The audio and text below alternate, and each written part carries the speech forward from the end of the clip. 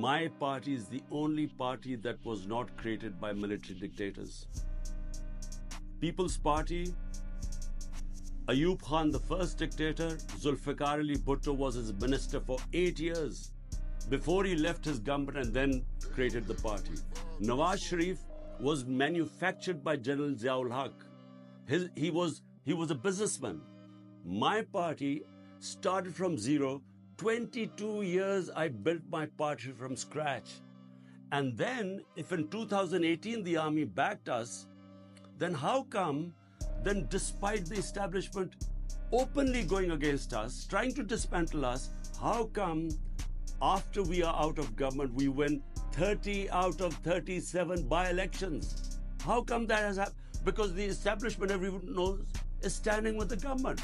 So how come we sweep all the by-elections? So clearly we did not come into power because of the army. Where you're right, the army did not oppose me in 2018.